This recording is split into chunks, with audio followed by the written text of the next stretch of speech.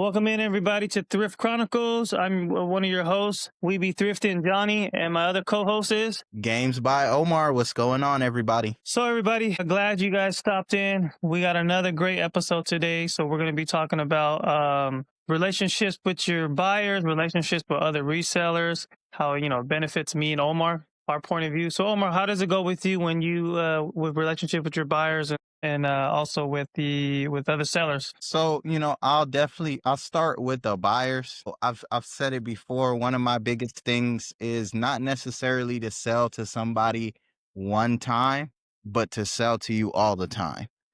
Creating a good relationship with your buyer is really important, whether it's communication through whatever app you're using, if you're meeting in person, being on time. There's so many different ways to do that. Negotiating a good price. I'm not sitting here and saying let everybody lowball you and accept all offers, nothing like that. But maybe negotiate, work a little bit with shipping, things of that nature. That puts a good impression on the buyer.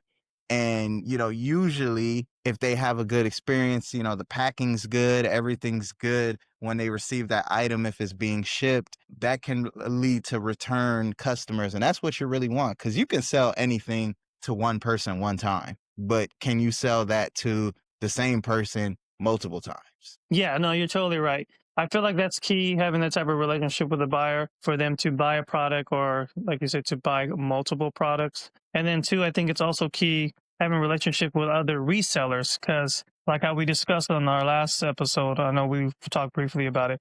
It's always good to have communication with the other resellers because, like I said, they might have something that they don't particularly sell, but you might particularly sell in that category. Like for you, video games, and for me, it's like thrift as in clothes or whatever, because I sell everything. But it benefits both of you guys because you guys can build that rapport with each other. Like, okay, hey, look, I got this. I can shoot you a deal for this certain item, and then you can shoot me a deal for this item, because it goes a long way. You never know, you can even start a business with each other, or they might put you on game to get some type of inventory from somewhere, or they might be able to refer you to someone that they get their product necessarily from. You know what I mean? I think that's very important in this game as a reseller. Definitely. I agree. I have, 90% of it really is networking, man. And I've learned through this journey that, your competition can be your greatest asset realistically, man. And, I have, a few people that I deal with that also sell video games. And, one in particular that I could think of right now, he gets a lot of trade-ins at his shop. He has a physical store and he sells a lot of higher end electronics, stuff like that. And, the games, the lower end games for him, he takes them in, but, that's not really his moneymaker. And he wants to offload that stuff quickly. So no, we've rebrokered a deal where, I buy most of that stuff at $1 a piece or certain items at $2 a piece. For me, it works, their values may be like, 8, 9, $10, $11. But, I buy it at $1. I can sit on it as long as I want because the cost is so low. And for him, it helps him clear some space on the shelves because that stuff stacks up. He gets it brought in every single day. And his high end stuff that he's selling, that's the priority for him. So at the end of the day, it's a waste of time essentially to deal with, $10, $15 games. Whereas I love the $10 games, bro. I love that stuff. So it works well. And, we met at a convention. And, we were chopping it up. He had like $1 box and I bought 90% of the box and he was like, hey, you want to buy this stuff like all the time? I was like, sure do. And, and that relationship has flourished. So, we can all help each other.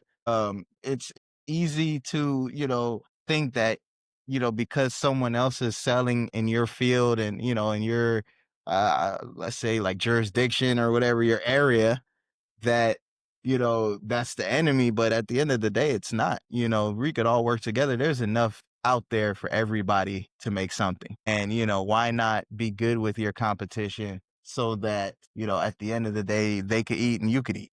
It's a win-win. Yeah, it's a win-win. Competition is really good for everybody though. Like as a reseller, because you're going out there competing with other resellers to find something to resell whether it's going to get that top dollar or just that bare minimum that, of that sell that you just want to sell. Met that guy that you were stating, you guys had that relationship with the games. It's like with me, there's a guy that I met on OfferUp, my buddy of mine, goes by Richard.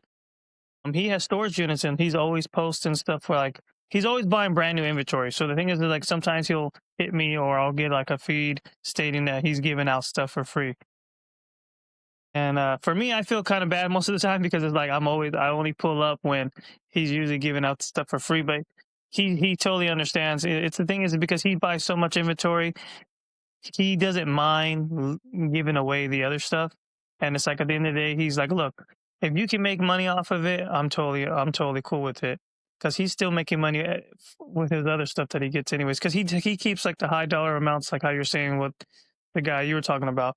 And then the other Definitely. stuff, he's like, you can make a little bit of money. And like me and you, is like that may go maybe sell for $1 or two, but for us, if we have multiple of those of the same product and they all sell for $2, it's going to add up. You know what I mean? It's going to go a long way. So it's always good Absolutely. to have these relationships with people. I still have the relationship with him. I'm always, when I need inventory, I go to him. Vice versa, if he needs something or advice or whatever, I feel like it helps out for everything. Not just reselling, but you could always get advice from somebody, whether it's reselling advice, whether it's something about what to sell on different platforms or what platforms to use, like how you told me about Encore. I really didn't know anything about that one. It was like kind of fairly new to me. And then like other stuff with Whatnot, and just get certain ideas from other resellers. And competitiveness is key in this game. Like it has to be competitive because then what's the point of going out there resourcing and searching for stuff if you're not having fun against your other competitive resellers? Absolutely, man. It's you definitely don't want like a monopoly, man, where it's just one person running everything. So, the good thing about reselling, there's a lot of competition, man. And for the most part, at least in the gaming space, a lot of people are cool. Obviously, you'll have a few bad eggs here and there, but I've worked with a lot of, my so-called competition or, competitors or whatever the case may be. I'm like, hey man, you have this or I have this, why not let's do this together. Or perfect example, I rent a cabinet in Toys of the Universe in Torrance. And there's another guy there that rents a cabinet as well. And he's primarily video games, just like I'm primarily video games. Um, and I had a guy that wanted to this was off of Facebook Marketplace. I make the Facebook post. I go ahead and put it to pick up there at the store. And then, people message me. I just direct them to the store. But anyway, the guy wanted to buy a Super Nintendo. And he's like, hey, I want to buy the Super Nintendo. Do you happen to have Super Mario All Stars and Super Mario Kart with it? And I'm like, so, I have the console, but unfortunately, those two games I'm sold out right now. So I went and I hit up my guy that has a cabinet there as well, and I'm like, "Hey, bro, do you have this and this?" He's like, "Yeah." I was like, "All right, bet, man. I got a guy that's coming to pick up the Super Nintendo from me, and I'm gonna send him to your cabinet, and then he's just gonna go get those games." And he appreciated that because at the end of the day, just because I don't have it, I could have easily just be like, "Oh, I don't have it," and then keep it moving. But why not help out someone else as well, get a sale so we both get a sale? And, at the end, that stuff, he could turn around and do the same for me. I think that's the best way to operate, with competition, man. We all help each other out and we all can profit and make a little money here. No, you're right. But there's sometimes too, Omar, like there's people out there that don't want to network with individuals or they don't see as competition very fitting for them. You know what I mean? They just want to kind of gatekeep stuff to them.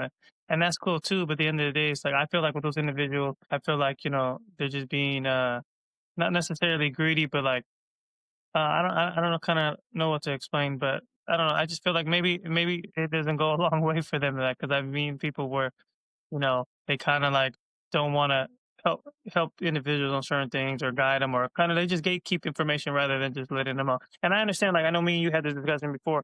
It's cool to gatekeep certain little things. Yeah, I know you don't want to give other resellers key information where you get your inventory or whatever product or wherever you go. But sometimes I feel like you can at least give them a little bit, not just necessarily just keep everything to yourself and hog it. At the end of the day, everybody's here trying to make money. We all got families and kids to feed, and it's a hustle that we all um, put ourselves into to do this each and every day because this is what we want to do. This is our livelihood. Reselling. That's how I see it. So, Yeah, that's true, man. And like I said, I definitely gatekeep some things, man, for sure. I can't sit here and I definitely don't put everything out there like that. But I mean, I can help direct somebody and put them in the right direction to succeed. I mean, I definitely won't tell them every single like, man, I get this from here, I get that from here, because at the end of the day, that can definitely hurt your business.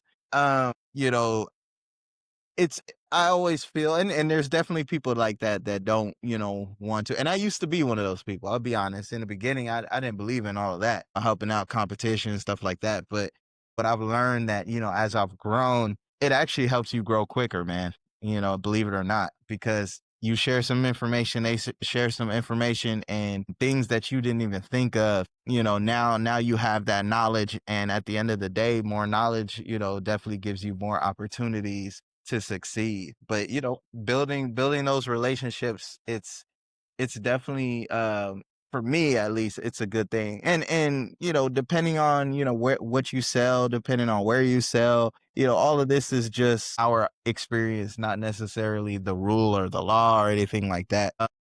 Do with this information whatever you wish, but I definitely feel that it can work out to benefit people. yeah, I feel the same way too. It can benefit people, and like how I stated to other people, and like I stated on one of our shorts, like I tell everybody, what me and Omar are discussing. This is just our point of view, our experiences, what we deal with. So I understand people are going to say certain things.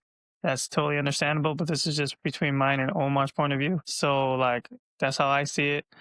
I feel the same thing with you with the gatekeeping thing. I was doing that for a little bit, but I know sometimes I give people information from other sellers to tell them, hey, go get this here, go get this there, assuming that they're going to help me out too. And there's some people that don't, they're like, you're thinking you're doing a helping hand, and at the same time, you're going to get something in return from them. But usually that never really happens. They'll take your information and they just run for it. Thank you. But then with me, I just see it. I don't just take it personal. I'm just like, okay, it is what it is. I gave them the info that they needed. They bought a product off of me. I thought maybe we were going to build a relationship between us, as in reselling to get more information on inventory, but sometimes it doesn't go that way. Relationships with buyers and resellers is very, very key, guys. It's very important. But like I said, this is between what me and Omar, what we deal with. Definitely, man. I think of, back in the days, man, where when we worked together, man, it was, I don't sell like DVD stuff. I don't sell, really anything other than video games or video game accessories. So, whenever I come across something crazy, or, I get some items in, I'm like, all right, man, I'm gonna go ahead and set this aside because I don't need it, but I know for sure you can do something, Yeah. so it works in that way. And you've done the same for me. So it can always benefit somebody, because not everybody sells everything. Some people sell everything, some people sell very specific things, like myself. So, I know people that don't even touch video game stuff. So they'll be like, hey man, I went to this yard sale, or hey man, I saw this, and they'll take a couple of pictures and they'll send it to me. I get that stuff on my phone all the time. And I'm like, man, I appreciate that.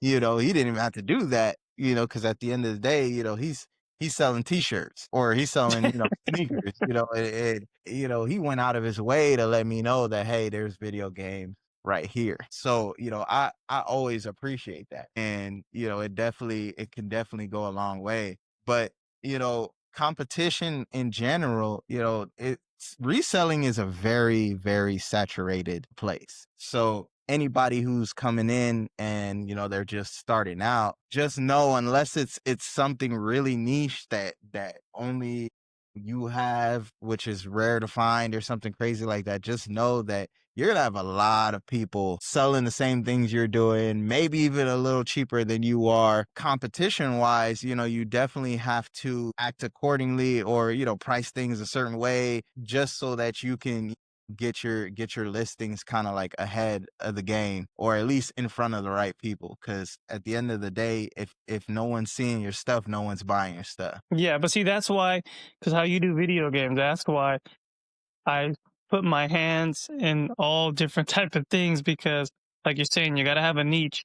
But the problem is that when you have so many people, don't get me wrong, like everyone's gonna sell this. There's gonna be people in a certain category that sells like video games, like you. And you're all gonna look for the same thing, or probably not gonna look for the same thing. But for me, it's like I'm in an area where sometimes I can't find video games because I know with you, you have the connects and you're able to find video games and what is it, consoles for really, really cheap. Because as long as I've known you, you always get these good deals and from these good individuals. For me, I can never find anything because it's like, okay, Omar gets these deals, but then I'm over here like, hey, can I get this for this much? And they're just like, no, no, no. And I'm like, dang, like, how's Omar getting these consoles for this amount of for this amount, and then I can't even get it? So that's why I'm always like, okay, the amount that you get certain things, I'm like, okay, well, he's getting it for this console for this, but with that amount, I can get me, let's per se, I can get me a pallet of VHSs, or I can get me a bale of 1,000 pound used clothes, or a pound of DVD, what was it, I mean, a pallet of DVDs,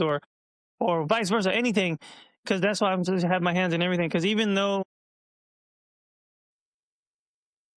I sell everything, I just try to do as much as I can to learn everything, what sells, make sure I have the right people in place to give me the product that I need, even though I know they probably just particularly just sell that product, but I want my hands in everything. So I'm just constantly selling different things.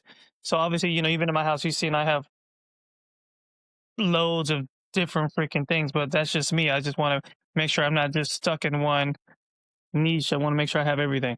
And maybe I can help somebody that wants to start out or with the games or whatever, or VHSs, DVDs, clothes, comics, sports cards, you name it. I at least know a little bit of it so I can give them some information on it, as in just me just knowing one thing, or if someone wants to ask me a question. That's how I see it with me.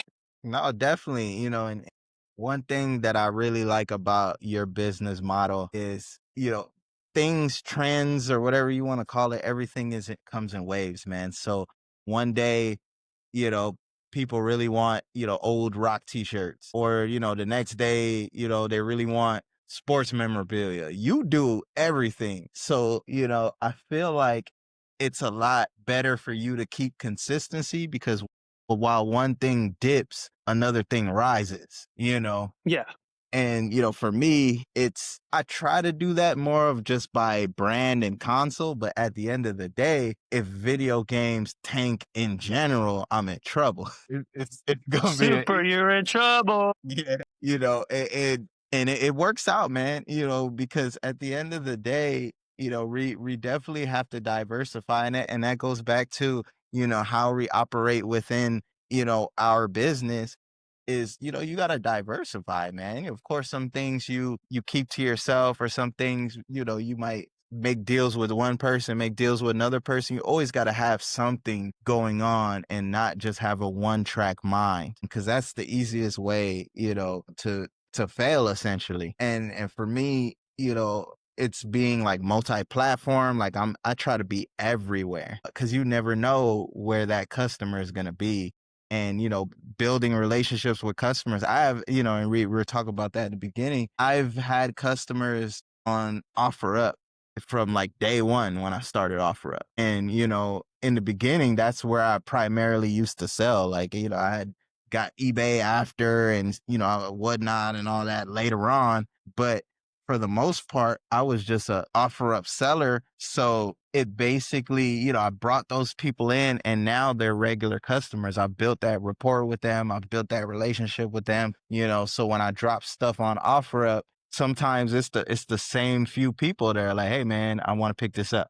Or, hey, bro, I want to buy this. Can you save it for me for tomorrow, or whatever the case may be? And, I'll save it for them because I know that they're, one, reliable. Two, it's like, you got to stick with your day ones, man. At the end of the day, building a relationship with the customer, you want that return customer. And it goes back to just having good customer service, quality items. Or if you're online only, shipping fast, secured shipping, not just throwing stuff in like a box loose and and it's getting damaged on the way, like nothing crazy like that, and you take the time, that customer will come back if you have what they're looking for. Yeah, and it's kind of like per se like job security almost like you get a product and you have that valid, trusted customer relationship where you can be like, hey, look, Emily, like I just got per se a pallet of books. I know I just sold you books. You're always buying books, but look, I want to hit you first. You got first dibs. If you want it, I give you a great deal because you're always constantly buying stuff from me.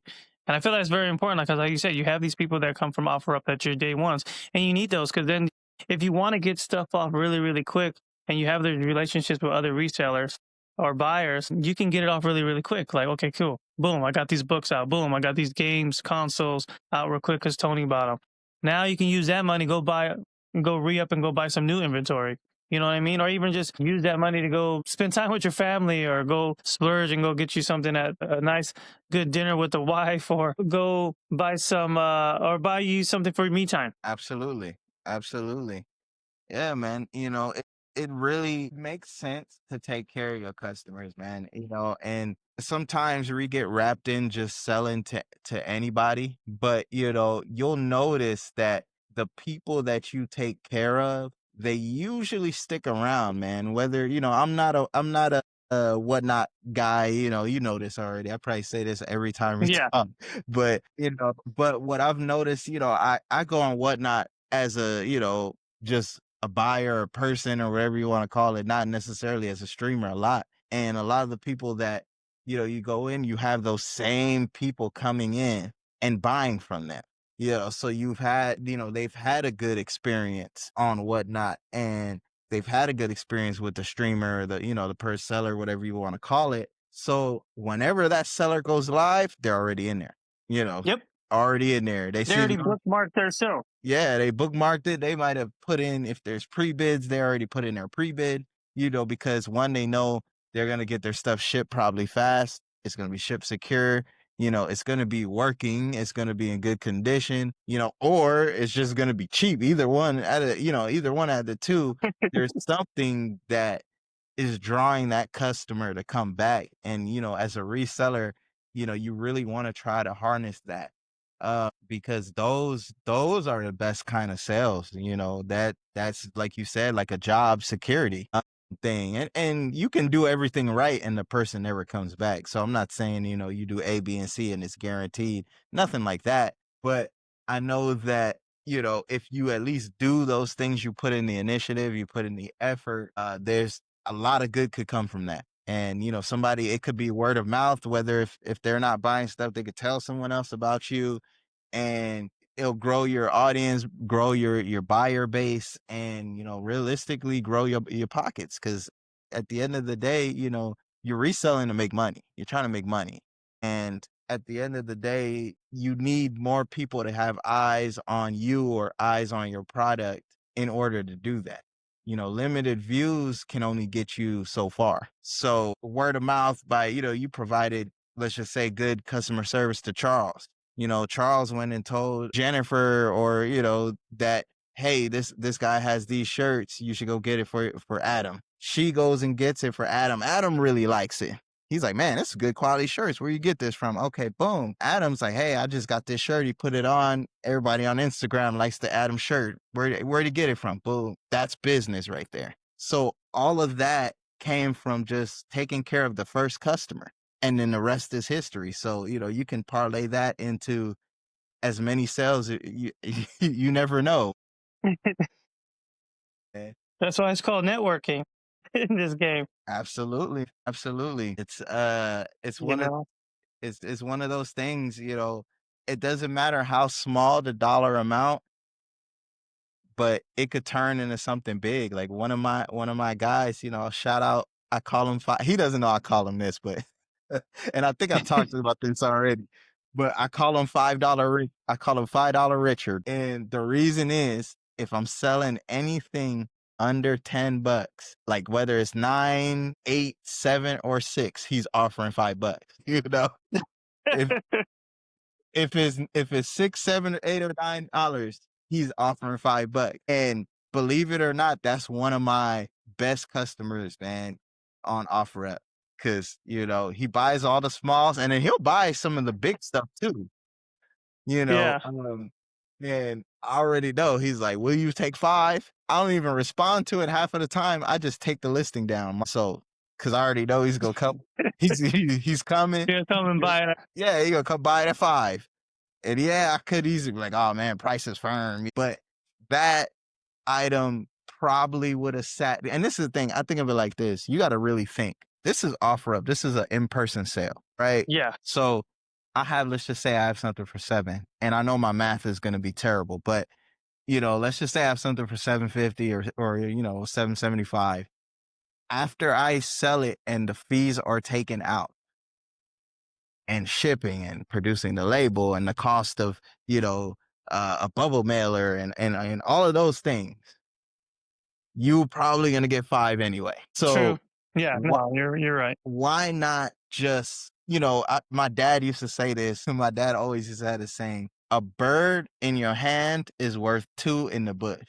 You can go get them 2 birds in the bush, maybe, but if you already got a bird in your hand, just keep the bird in your hand. So, if the sale is right there and he's offering you 5 cash, Take you it. take it most times, because at the end of the day, you could say, well, I really need this 7 or 8.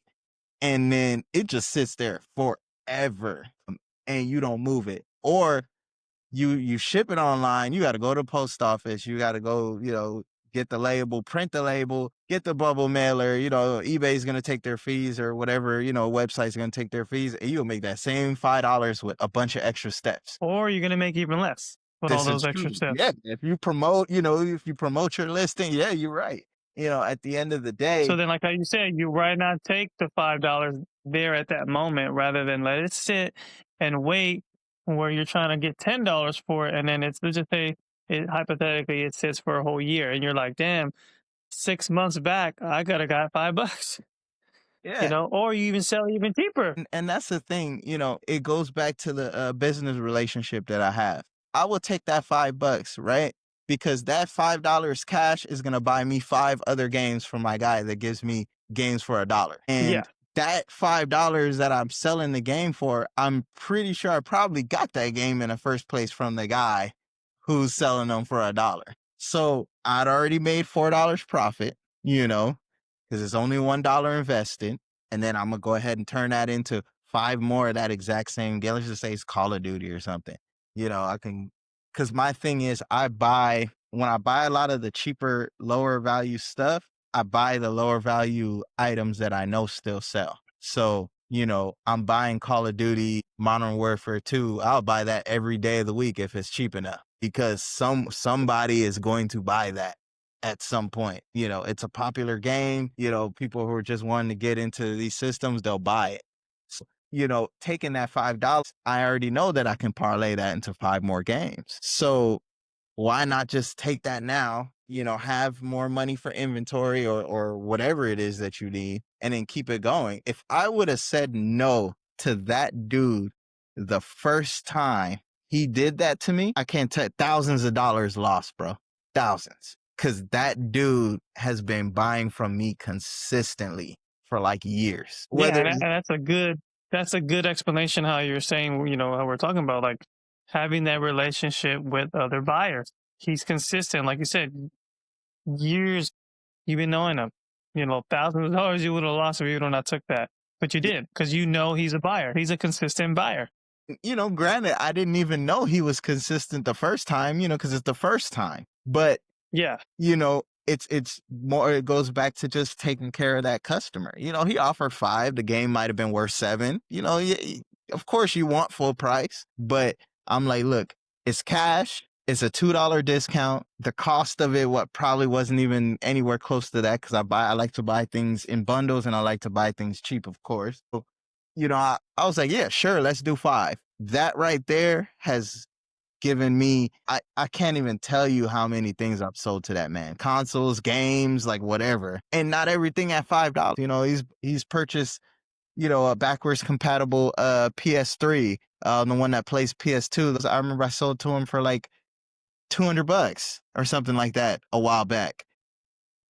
just all these transactions that we've made, over a span of these years, all started from me just taking a $2 discount or giving him a $2 discount, I should say. So, you take care of your buyers, you establish that relationship, it could grow into something great. When he wants to get rid of stuff, he trades it to me. He'll trade it to me. He's like, I don't got cash, but I got A, B, and C. Would you take it? Sure enough, because I know I could sell A, B, and C. Of course, why not? Exactly. So, at the end of the day, um, I really, I try to establish that relationship with everybody, buyer, seller, whatever it is, because you never know what could come out of it. And not everything is good, of course, I get that. But you never know unless you take a chance on these things. And, I've taken quite a few chances, and I would say more times it works out than it doesn't. You take care of people, you're going to get taken care of. That's just a rule of life, man. Yeah, that's Absolutely. he's constantly sending me deals, and then he's consistent. He buys so much VHSs for me. And what's funny, his name is on what is it? His store name or whatever on eBay. He's called Harry Games. I think that's kind of funny because I'm like, what? But he buys a bunch of stuff off of me, and I always send him deals. He buys bundles of VHSs. He's always like, "Hey, can I get this for this, that?" And then I just bundle everything. And he's always consistent. And like, if I need to clear stuff out, like how you say with your guy, I'm able to clear a lot of VHSs because he doesn't just buy 5. He buys like over 10 off of me. And it's like every other day on eBay. So once I post stuff of VHS, certain ones that he doesn't have, obviously, he buys them off me, and I'm very appreciative of him coming in my store, asking me questions, or me able to give him deals because I just want to get rid of the stuff. And then obviously I want to make him a happy customer, and obviously, you know, clear my product out too. Absolutely, man. That's the thing. You have that, and you never know. People or customers can go away for whatever reason, but the fact that you have that, they'll always, or if not always, most likely look to you first for something before they go somewhere else. And it goes back to the visibility aspect, man. The thing is, if people are not looking at your stuff, they can't buy it. So, True. getting your stuff out there through way of, just people searching for you specifically, that's gold, because, that's the best way. One, the algorithm, and this is mostly eBay, but it can be for any website. The search algorithm, people are looking you up, people are going through your stuff, that makes eBay want to boost your store. And, you do that, you get a few sales from that click through, rate, or whatever it is that they call it. That stuff really matters. And once enough people start going through your thing and it's consistent, then you're going to get boosted up, because one thing about, especially eBay is huge. Everybody has something there, and somebody has something that you have there as well. There's one of the one sites. You can go to other sites and probably have, oh, well, I have this and no one else has it on this site. But eBay is usually not one of those sites. Everybody got it. So it's, Yeah. having that visibility, to where someone's looking at your stuff first before the thousands of entries of the exact same thing, you can't beat that. And that goes back to taking care of that customer. Yeah, exactly. You need to take care of the customer, and then the customer takes care of you by, giving you a good review, and they're a happy customer, you're a happy seller. As we conclude to end this episode, guys, as me and I Omar were agree. talking about, you have to have these business relationships with these with buyers, resellers, gather all the stuff that you need. Like Omar stated, you have like those good buyers, like kind of like I said, job security. But other than that, yeah, that guys, I know we said until next time.